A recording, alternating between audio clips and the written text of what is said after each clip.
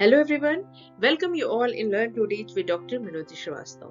Hope you all are fine and safe and using your time in good things. So student, जैसा कि हमारा emergence of new political रिजम्स चल रहा है history में इस चैप्टर के हमने दो पार्ट कंप्लीट कर लिए हैं। आज मैं आप लोग के लिए इस चैप्टर का थर्ड एंड फाइनल पार्ट लाई हूँ, जिसमें कि ये चैप्टर को कंप्लीट करेंगे हम और साथ ही साथ इसके एमसीक्यूज को भी सॉल्व करेंगे। तो चलिए स्टार्ट करते हैं part 3, emergence of new political regimes. Students, अभी तक की वीडियो में जो हमने बात करी है उसमें ये देखा है लास्ट में कि जो दिल्ली सल्तनत थी उस पे अलग अलग 5 मेजर जो डायनेस्टी थी उन्होंने राज्य किया। अल्टीमेटली जो राज्य करने वाली डायनेस्टी थी उनके बाद जो एम्पायर आया वो मुगल एम्पायर आया, जो कि काफी समय तक दिल्ली सल्तनत और उसके आसपास की जगहों पे उन्होंने कब्जा किया और अपना राज्यकाज किया। तो मुगल एम्पायर को बनाने वाले जो सबसे पहले शासक थे वो थे बाबर, जिनको कि हम जाहिर उद्दीन के नाम से भी जानते हैं। तो इनका जो बेसिकली नेम था वो जाहिर उद्दीन था और इनको बाबर कहा जाता था और इन्होंने 1526 से लेके 1530 तक राज्यकाज किया और ही वॉज वेरी फेमस। तो ही सक्सेसफुली कैप्चर्ड बिहार, सियालकोट और लाहौर। इन्होंने युद्ध किया और सक्सेस प्राप्त की और सक्सेस के साथ ही इन्होंने बिहार, सियालकोट और लाहौर पे कब्जा किया। फिर इसके बाद इनका जो टकराव था, कन्फ्रंटेशन था, वो हुआ इब्राहिम लोदी से। इब्राहिम लोदी से जो टकराव हुआ उसके बाद जिस जगह पे हुआ था वो पानीपत नामक जगह थी और 1526 में इनका टकराव हुआ था और उस जगह को फर्स्ट बैटल ऑफ पानीपत के नाम से भी जाना जाता है। यानी कि 1526 में जो पानीपत में लड़ाई हुई थी इब्राहिम लोदी और बाबर के बीच में, उसको हम फर्स्ट बैटल ऑफ पानीपत भी कहते हैं, which is also very famous. तो बाबर जो थे उनके डेथ के बाद जो उनके पुत्र थे हुमायूं, उन्होंने उनके राज्यकाज को आगे संभाला, लेकिन जो उनका ओवरऑल राज्यकाज था वो 2 पार्ट में डिवाइड हो गया था। उनके 2 पुत्र थे, हुमायूं और जो दूसरे थे कमरान। तो हुमायूं ने जो कंट्रोल किया था वो दिल्ली, आगरा और सेंट्रल इंडिया पे कंट्रोल किया था, जबकि उसके जो ब्रदर थे वो कमरान, उन्होंने अफगानिस्तान और पंजाब को अपने कंट्रोल में किया था। तो इस हिसाब से मुगल एम्पायर स्टार्ट हुआ 1926 से। बाबर और हुमायूं के बाद मुगल एम्पायर में जो 2 बड़े नाम हमें देखने को मिलते हैं वो हैं अकबर और जहांगीर। अकबर जो थे उन्होंने बहुत ही कम एज में राज्यकाज संभाला था। उनका राज्याभिषेक हुआ था 13 साल की उम्र में। तो इनका जो पूरा अवधि थी वो 1556 से लेके 1605 के बीच में रही है और 13 साल के जब ये थे तभी इनका राज्याभिषेक हुआ था। और राज्याभिषेक के साथ ही आप कह सकते हो कि उस समय इन्हें प्रॉक्सी मुगल एम्पायर के तौर पे काम करने को मिला था। यानी कि इनके, क्योंकि इन्हें मुगल राजा तो बना दिया गया था, लेकिन जो डिसीजन थे वो इनके ऊपर नहीं रखे जाते थे क्योंकि इनकी एज बहुत कम थी। लेकिन जैसे जैसे ये इन्होंने एक्सपीरियंस लिया लाइफ का और जैसे जैसे बड़े हुए, तो बाई 1570 यानी कि 1570 के बाद अकबर ने मतलब अपने, एक तरीके से आप कह सकते हो, अपने पावर से चीजों को लेना शुरू किया और ही captured almost whole of Rajasthan. जितना भी आपको राजस्थान का पार्ट दिखता है वो सारी चीजें अकबर के अंडर में 1570 के बाद आना शुरू हो गई थी। ये तो रही अकबर की बात। अकबर के बाद जो नेक्स्ट नाम है मुगल एम्पायर में वो है जहांगीर। तो 1650 में इनकी बात की जाती है, 1605 से लेके 1627 तक। In 1605 princes Salim assume the throne of Mughal dynasty. तो ये प्रिंस थे और इन्होंने मुगल डायनेस्टी के जो सिंहासन था उसको इनको प्राप्त किया गया और इनको जो टाइटल मिला वो जहांगीर के नाम से इनको वो पदवी दी गई। फिर कंटिन्यू अकबर्स एक्सपेंशलिस्ट पॉलिसी, इन्होंने ही अकबर की जो पॉलिसी थी राज्यकाज को संभालने वाली उसी को कंटिन्यू किया। और इनकी जो शादी हुई थी वो महरून निसा के साथ हुई थी, जिनको नूरजहां के नाम से जाना जाता है, जो कि नूरजहां के नाम से फेमस हुई थी। और थर्ड सन प्रिंस खुर्रम, जो प्रिंस खुर्रम इनके थर्ड सन थे, जिनको शाहजहां कहा जाता है, शाहजहां के नाम से ये फेमस हुए।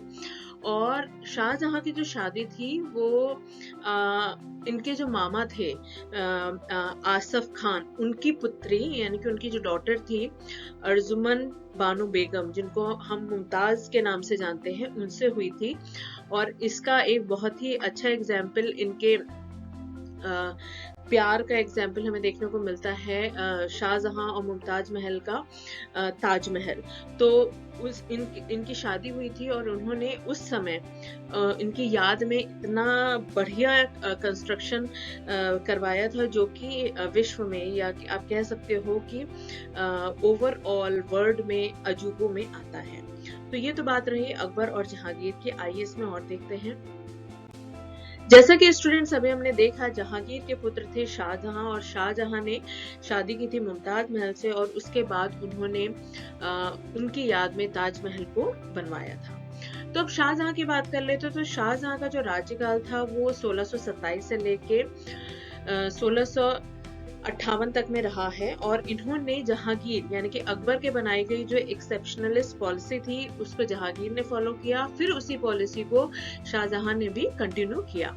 He could not added and recover any territory in the north and northwest। इन्होंने किसी भी टेरिटरी पे एक तरीके से विजय प्राप्त नहीं की और कुछ एड ऑन इन्होंने नहीं करा अपने राज्यकाल में, लेकिन इन्होंने अपने राज्यकाल में बहुत से मुगल प्रोविजंस को बनवाया, कई नई नई चीजों को इन्होंने डेवलप कराया, जिसमें कि 4 जो बहुत ही फेमस है वो खंदेश है, बेरार है, तेलंगाना है एंड दौलताबाद है। तो ये जो 4 नाम हमें आज सुनने को मिलते हैं, ये शाहजहां के द्वारा उनके राज्यकाल में बनवाए गए थे। शाहजहां के बाद जो नाम आता है मुगल एम्पायर में वो है औरंगजेब का।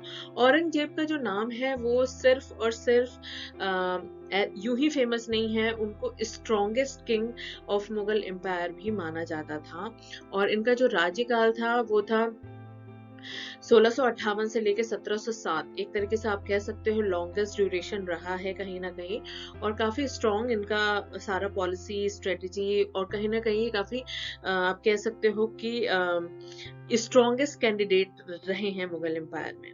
तो इन strongest king of Mughal empire who rule from 1658 to 1707, और इनको आलमगीर की पदवी यानी कि टाइटल मिला था। और सक्सेसफुली मिलिट्री कंसेंट था। इन्होंने बहुत ही जल्दी, जैसे ही ये राज्यकाल में आए, विद इन 10 ईयर्स इन्होंने बहुत ही सक्सेसफुल मिलिट्री कंसेंट को डेवलप कर लिया था। Strict Islamic code of conduct था इनके राज्यकाल में, इस्लाम को बहुत ज्यादा मान्यता दिया जाता था, उसमें भी काफी स्ट्रिक्टनेस थी। नॉन मुस्लिम जो लोग थे उनके साथ एक तरीके से दुर्व्यवहार किया जाता था, म्यूजिक को प्रोहिबिटेड कर दिया गया था, किसी भी प्रकार के म्यूजिक का कोई प्रचार प्रसार नहीं होता था, डेवलप नहीं कर सकते। और हिंदू फेस्टिवल को सेलिब्रेट करने से इन्होंने एक तरीके से उस पर प्रतिबंध लगाना शुरू कर दिया था। तो जो हिंदू थे उस समय के, वो कहीं ना कहीं उनके अगेंस्ट होने लगे थे, और इन्होंने जजिया जो टैक्स था उसको फिर से स्टार्ट कर दिया था, और पिलग्रिमेज टैक्स जो थे वो नॉन मुस्लिम्स पे लगाना शुरू कर दिया था, जो कि इनके लिए धीरे धीरे कहीं ना कहीं अगेंस्ट होने, लोग इससे अगेंस्ट होना शुरू हो गए थे।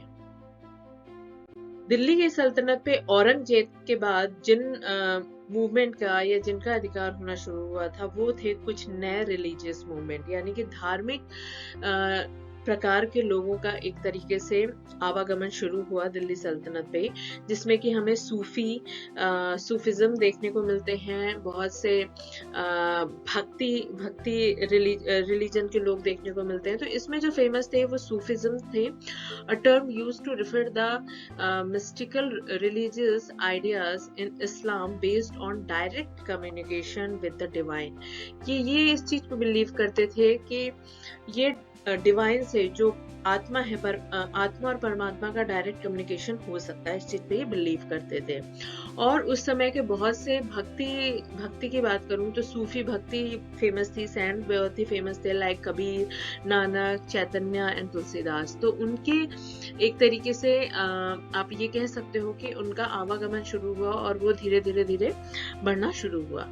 न्यू आर्किटेक्ट हमें देखने को मिलता है न्यू रिलीजन मूवमेंट में हुए थे इस समय मेडवल पीरियड में, जिसमें जामा मस्जिद है, जामा मस्जिद वेरी फेमस, दरगाह है, टॉम्स हैं, हमन्स हैं, मीनार्स हैं, गार्डन हैं, सराय हैं, मदरसा। उस समय काफ़ी कुछ आर्किटेक्ट ने डेवलपमेंट कर लिया था और उसके बहुत ही एग्जाम्पल हमें आज की डेट में भी देखने को मिलते हैं। इसके साथ ही साथ कुतुब मीनार इन दिल्ली, चांद मीनार एंड दौलताबाद भी उसी समय के कुछ ऐसे कंस्ट्रक्शन हैं जो कि आज भी बहुत ही फेमस है। स्टूडेंट, आई होप ये चैप्टर अब आपको काफी कुछ क्लियर हो चुका होगा। मैंने इसको ब्रेक कर करके 3 पार्ट में आप लोग के लिए प्रेजेंट किया है, तो क्विकली इसका हम एमसीक्यू सॉल्व कर लेते हैं और इस चैप्टर को आज कंप्लीट करते हैं। तो पहला क्वेश्चन स्टूडेंट आ रहा है आपका इस चैप्टर से और ये पूछ रहा है, what was the language of administration under Delhi सल्तनत? दिल्ली सल्तनत के अंदर प्रशासन की क्या लैंग्वेज रही थी? हिंदी, पर्शियन, संस्कृत और अरेबिक। तो इसका स्टूडेंट जो राइट आंसर होना चाहिए अकॉर्डिंग टू मी वो होना चाहिए Persian. You can also check your answer.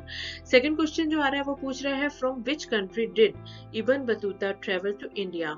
Ibn Battuta जो था वो किस कंट्री से भारत में ट्रेवल करते हुए आए थे? तुर्की, अफगानिस्तान, मोरक्को एंड रशिया। तो आई थिंक इसका जो सही आंसर होना चाहिए वो मोरक्को। स्टूडेंट, थर्ड क्वेश्चन है इस चैप्टर का, ये पूछ रहा है, हु वाज अकबर्स मेंटोर? अभी हमने इसी वीडियो में देखा कि अकबर को 13 साल की एज में ही राज्य काज संभालने को मिल गया था, बट वो एक प्रॉक्सी एम्पायर थे, तो उनको संभालने के लिए, उनको गाइड करने के लिए कौन था जो उनको गाइड करता था? तो according to me right answer is Bairam Khan. Bairam Khan जो थे वो एज ए एडमिनिस्ट्रेटर और मेंटोर थे अकबर के। फोर्थ क्वेश्चन जो है ये पूछ रहा है, a territory of land assigned in place of reward of cash salary is called? क्या कही जाती है ऐसी जमीन जो कि सैलरी की जगह पे असाइन की जाती थी लोगों के लिए? ये स्पेशली हम लोग ने आई थिंक अपनी सेकेंड वीडियो में जाना था, जजिया, इक्ता, garrison and none of the above. तो स्टूडेंट इसका जो राइट आंसर होना चाहिए वो सेकंड वन होना चाहिए, क्योंकि हमने इसमें जाना था जो लोग होते थे थोड़े से एक तरीके से आप कह सकते हो एस्टेब्लिश्ड होते थे, उनको सैलरी की जगह पे जमीन दे दी जाती थी और उस जमीन से वो फिर प्रॉफिट कमा सकते थे। तो जिन लोगों को ये जमीन दी जाती थी उसे इक्तादार कहा जाता था। तो इसका जो राइट आंसर होना चाहिए वो इक्ता होना चाहिए। सो स्टूडेंट, यहाँ पे हमारा ये जो चैप्टर है ये कंप्लीट होता है।